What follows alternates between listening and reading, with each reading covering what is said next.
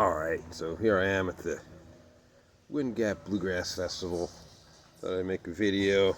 I drank my coffee. It's kind of early. It's nice here. Doing a lot of jamming and seeing some bands and meeting people and seeing friends. It's really great place. I've never been here to the Wind Gap Bluegrass Festival. You should go. Anyway, this is what I was thinking. Because I was working on these two songs from the book. Keep on the sunny side, and Kentucky Waltz, which just happens to be on the same page. And what I was thinking about, this is not really applicable to any particular instrument. I was thinking about was knowing the melody to the song, right? And it's not really so much about singing, although if you're going to sing the right melody, you can learn. And so, yeah, in a jam situation, right, you're gonna just sing it how it is in your head. And that's fine. But I just want you to know that what's in your head, or what's in my head for sure, is not usually right unless I took the time, So I'm going like, it's dark and the sunny side of life, side too. I'm like not really singing, it's close enough. And so this is where reading music comes in, because figuring stuff out by ear, when people say, oh, how do you throw in those melodies when you're playing? And yeah, now at this point I can throw in stuff by ear, but reading music is the language, right? Like right now, I don't want to sit there and listen to this song 10 times and figure out the melody, right? I'm looking right at the music, and now I see, again, this is not about a singing lesson, it's about knowing that melody. If that melody is correct in my head, I'm gonna solo better. I'm even going to accompany better.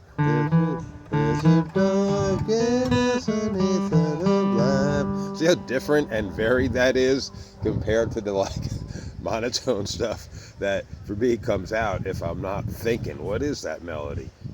As long as I'm singing like the rhythm of the melody and I have the actual melody in my head, like I don't recognize sometimes I'm not really singing. So this is really, about taking it to the next level as far as like knowing a song. So now, it's a dark and a sunny side of life, but a sunny side too.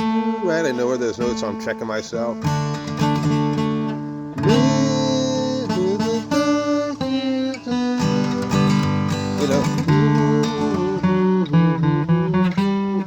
If I didn't check that and make sure I'm singing that melody like that, I wouldn't be doing it. I wouldn't be close. Now, the point isn't to get it exact. As I said a million times, it's not like some sacred thing.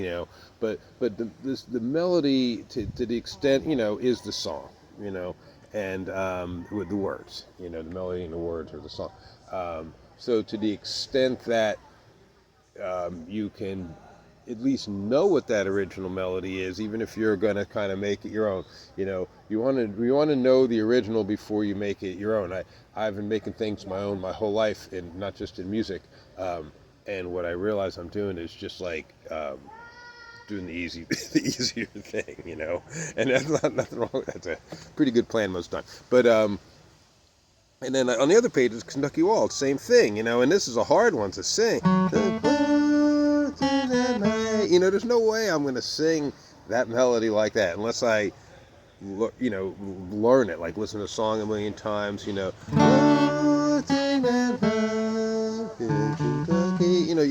have to practice. Sing that night in Kentucky.